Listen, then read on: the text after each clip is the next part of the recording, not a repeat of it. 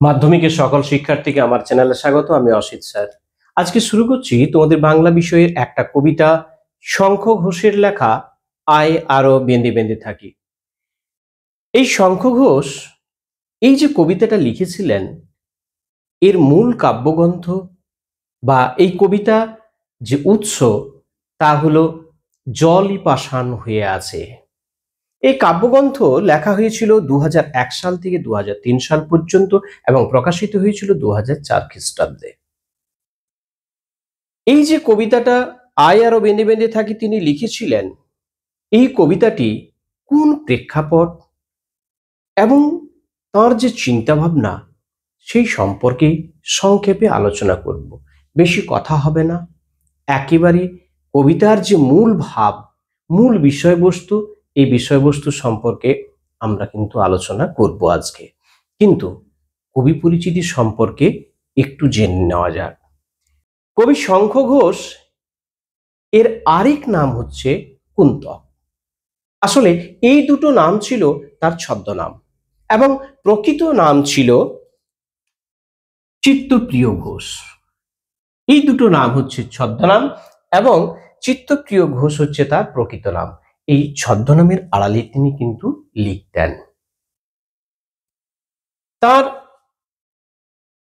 জন্ম হয়েছিল 1932 খ্রিস্টাব্দে 5ই ফেব্রুয়ারি অধুনা বাংলাদেশের বরিশালে এবং পিতা ছিলেন মনীন্দ্র কুমার ঘোষ, মাতা ছিলেন অমলাবেলা দেবী।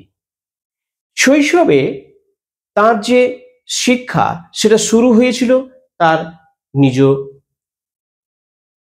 বাড়িতেই এবং তারপরে তিনি পাবনা জেলার পাকশি চন্দ্রভাগা যে বিদ্যাপীঠ ছিল সেই বিদ্যাপীঠে তিনি একেবারে ষষ্ঠ শ্রেণীতে ভর্তি হন এবং যে বিদ্যালয়ের প্রধান শিক্ষক ছিলেন তার পিতা, সেখানে তিনি বিদ্যালয়ের পড়া শেষ করেন। এরপর যখন দেশভাগ হয় ঠিক তারপরেই তারা সপরিবারে চলে আসেন কলকাতাতে। কলকাতাতে আসার পরেই 1949 এই 1949 খ্রিস্টাব্দের প্রেসিডেন্সি কলেজে তিনি ভর্তি হন এবং আইএ পাস করেন প্রথম বিভাগে।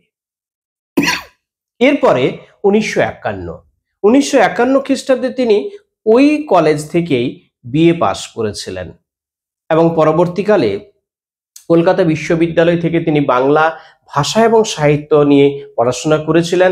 তারপরে কর্মজীবনে তিনি কলকাতা বঙ্গবাসী কলেজ, সিটি কলেজ, যাদবপুর বিশ্ববিদ্যালয় এবং দিল্লি এবং বিশ্বভারতী বিশ্ববিদ্যালয়ে তিনি কিন্তু বহুদিন ধরে অধ্যাপনার কাজ করে গিয়েছিলেন।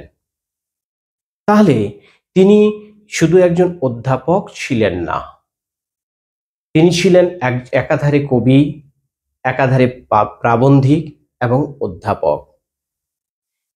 পাশাপাশি তিনি সাংবাদিকতাও করেছিলেন।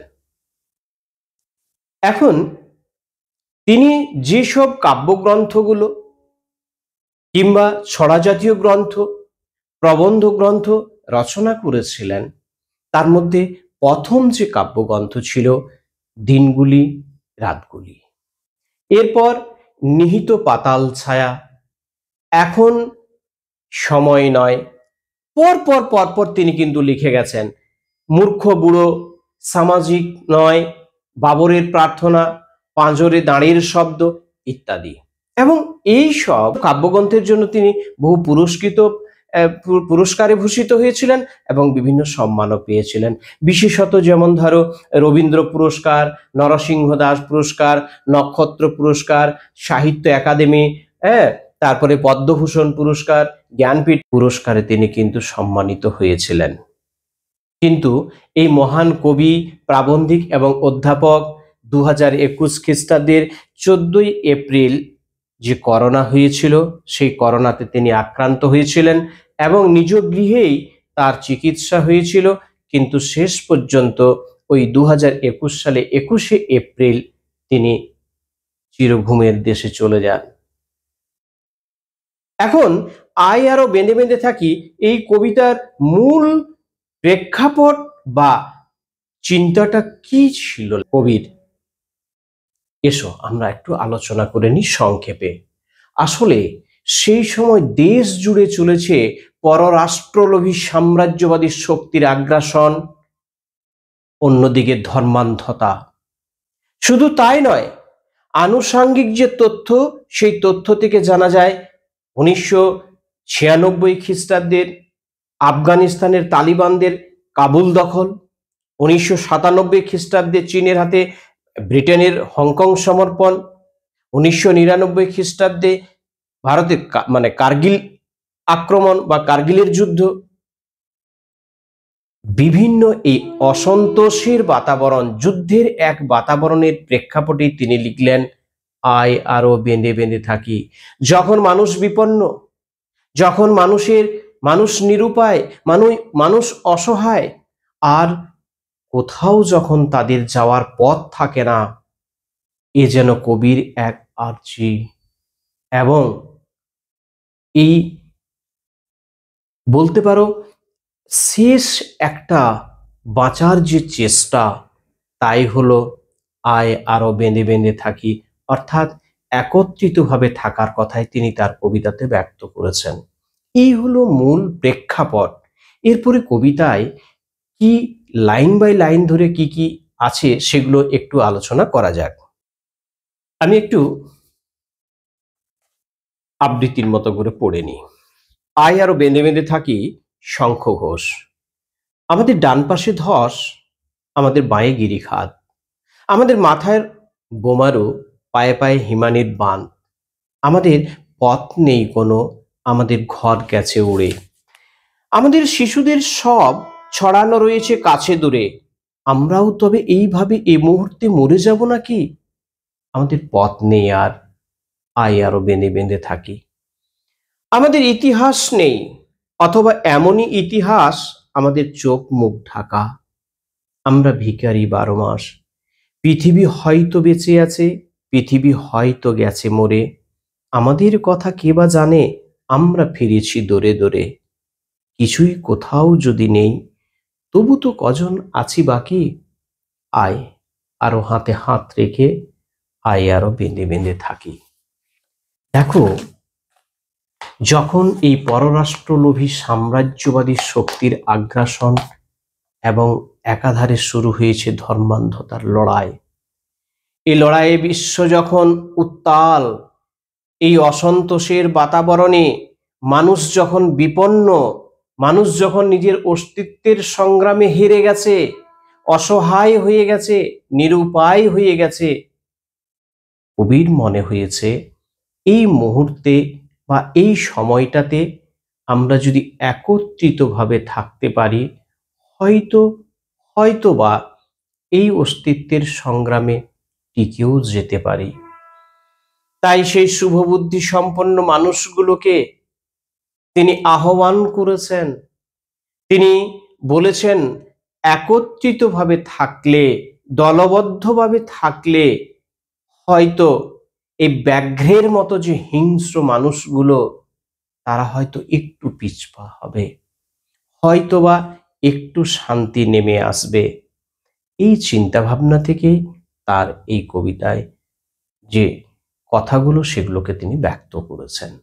তাহলে আমাদের ডান পাশে ধস, ধস মানে বুঝতেই পারছো, কোনো পাহাড়ি অঞ্চলে কিংবা পর্বতে কিংবা কখনো বরফ থেকে যে ধস হয়, এই ধস কখনো মানুষের তো আনন্দের হতে পারে না, এ তো আর ঝর্ণা নয়। এ ধস মানে একটা বিপদ। অর্থাৎ এখানে ডান পাশকে তিনি দেখাতে চেয়েছেন মানুষের যে একটা বিপদ, যেখানে যাওয়ার কোনো আর পথ নেই। আমাদের বাঁয়ে গিরিখাত, গিরিখাত অর্থাৎ পর্বত মধ্যস্থিত কোনো এক গভীর গর্ত, যেটা সংকীর্ণ, যেটাও কিন্তু মানুষের বিপদ। অর্থাৎ সেখানেও যাওয়া যায় না, সে পথ দিয়েও পালানোর কোনো উপায় নেই। তাই তিনি বলছেন বাঁয়ে গিরিখাত। আমাদের মাথার উপর বোমারু, বোমারু মনে হচ্ছে যে বিমানে থেকে বোমা নিক্ষেপ করা হয়, এই নিক্ষেপিত যে বলতে পারো বিমান, তাকে বলা হচ্ছে বোমারু। তাহলে মাথার উপরেও রয়েছে বোমারু। আর পায়ে পায়ে হিমানির বাঁধ, অর্থাৎ পায়ের তলাতে হিমানির বাঁধ, বরফের স্তূপ। এই কঠিন বরফকে ভেদ করে মানুষ কিন্তু কোনোভাবেই যেতে পারে না, ফলে এও এক বিপদ। তাহলে ডাইনে বাঁয়ে ওপরে নিচে সমস্ত জায়গায়তে যখন মানুষ পথ হারিয়েছে, মানুষ তখন বিপন্ন। কবি বোঝাতে চেয়েছেন আমাদের পথ নেই কোনো, আমাদের ঘর গেছে উড়ে। হ্যাঁ, যখন যুদ্ধ হয় তখন আবাল বৃদ্ধ বনিতা কেউ ছাড় পায়নি। তখন প্রাসাদ বলো, দেবতার মন্দির বলো, কিংবা মানুষ বলো, কেউ রক্ষা পায়নি। হয়তো কবি বলেছেন আমাদের ঘর গেছে উড়ে, হয়তো যুদ্ধের সেই বিধ্বংস রূপকেই তিনি বোঝাতে চেয়েছেন। আমাদের শিশুদের সব ছড়ানো রয়েছে কাছে দূরে। আমাদের শিশুদের সব মানে শিশুদের মৃতদেহর কথা বলেছেন তিনি। এবং এই যুদ্ধে সব থেকে যে ক্ষতিগ্রস্ত যারা হয় তারা হলো শিশু। এই নিষ্পাপ ফুলের মতো শিশুরা যখন খেতে পায় না, অনাহারে মৃত্যু হয়, যখন গৃহহারা হয়, এই নীড়হারা নষ্ট নীড় তাদের জীবনকে বিপন্ন করে। এরা বোঝে না, এরা শিশু, কিন্তু এদের মা বাবা বোঝে সেই শিশুকে রক্ষা করার যন্ত্রণা। শুধু তাই নয়, যখন একটা শিশু মারা যায়, একটা বাবা বা পিতার সব থেকে পৃথিবীর ভারী বস্তু হচ্ছে ওই শিশু বা তার সন্তানের মৃতদেহকে যখন কাঁধে করে নিয়ে যেতে হয় শ্মশানে। কি প্যাথেটিক! আমাদের শিশুদের সব ছড়ানো রয়েছে কাছে দূরে। আমরাও তবে এইভাবে এ মুহূর্তে মরে যাব নাকি, কবির একটা সংশয় হয়েছে যে আগামী প্রজন্ম তারা যখন শেষ হয়ে যাচ্ছে, আমরাও হয়তো এই যুদ্ধে এইভাবেই শেষ হয়ে যাব। আমাদের পথ নেই আর, আরো বেঁধে বেঁধে থাকি। যখন কবি আর পথ খুঁজে পাননি তখন মনে করেছেন এই অবস্থাতে আমরা একসাথে থাকি। আমাদের ইতিহাস নেই। এখানে আমাদের বলতে শ্রমজীবী মানুষের কথা বলা হয়েছে, যে শ্রমজীবী মানুষদের ধর্ম এবং কর্ম দিয়েই এই প্রগতির রথচক্রকে সচল রাখা হয়। আর সেই মানুষগুলো গৃহহারা, অন্যের জন্য হাহাকার করতে থাকে। তখন কবি বলছেন যে আমাদের ইতিহাস নেই, অথবা এমনই ইতিহাস আমাদের চোখ মুখ ঢাকা। কেন? ইতিহাস তো তাদের ইতিহাস, রাজাদের ইতিহাস, সম্রাটদের ইতিহাস। কারণ তাদের কীর্তিগাথা তো লেখা থাকে সেই ইতিহাসের পাতায় স্বর্ণাক্ষরে। আর যে মানুষগুলো শ্রম দিয়ে, যে মানুষগুলো তৈরি করে তাদের ইমারত, তৈরি করে বড় বড় রাজপ্রাসাদ, স্মৃতিসৌধ, শহর, জয় করে বিভিন্ন রাষ্ট্র, সেই মানুষগুলো, সাধারণ মানুষগুলোর ইতিহাসে কোনো ঠাঁই থাকে না। আর কবি বলেছেন যদি বা আছে ইতিহাস, সেই ইতিহাস আমাদের চোখ মুখ ঢাকা। কেন না? তাদেরই তো কীর্তিগাথা রচনা হয়েছে, আমাদের তো কোথাও এই ইতিহাস রচনা করা হয়নি। অর্থাৎ প্রথাগত যে ইতিহাস, এই ইতিহাস ঝুঠা, এই ইতিহাস মিথ্যা ইতিহাস, কথাই কবি কিন্তু ব্যক্ত করতে চেয়েছেন। আমাদের চোখ মুখ ঢাকা, আমরা ভিখারি 12 মাস, পৃথিবী হয়তো বেঁচে আছে।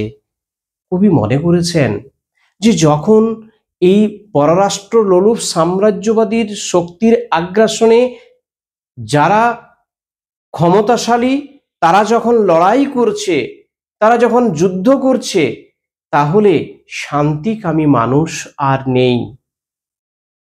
যার জন্য বলছেন যে আমাদের মতো এই শ্রমজীবী মানুষের কথা কে ভাবে? পৃথিবী হয়তো বেঁচে আছে, পৃথিবী হয়তো গেছে মরে, আমাদের কথা কে বা জানে? আমরা ফিরেছি দৌড়ে দৌড়ে। তাই তো এক জায়গা থেকে আরেক জায়গায় তাদেরকে আশ্রয়ের জন্য নষ্ট নীড়ের মতো তাদেরকে ফিরতে হয়েছে। কিছুই কোথাও যদি নেই, যদি আর কোথাও কিছু না থাকে, তবুও তো কজন আছি বাকি।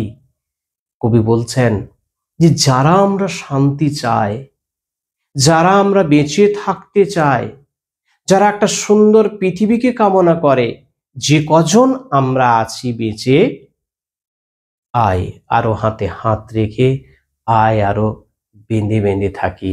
কবির যেন এই এক আরতি, কবির যেন এই একটা অসহায়তার উপায়, এই উপায়ের কথাই তিনি যেন বলেছেন। তাহলে নিশ্চয়ই কবিতাটা বোঝা গেছে। আজকে যারা নতুন আমার ভিডিও দেখছো তাদেরকে বলবো চ্যানেলটা সাবস্ক্রাইব করে রাখো, কারণ পরবর্তী এই ভিডিওগুলো পাওয়ার জন্য। আর যদি কোনো অসুবিধা থেকে থাকে তাহলে কমেন্ট বক্সে গিয়ে কমেন্ট করো, আমি উত্তর দেওয়ার চেষ্টা করব। আর যদি ভালো লেগে থাকে তাহলে একটা লাইক করো।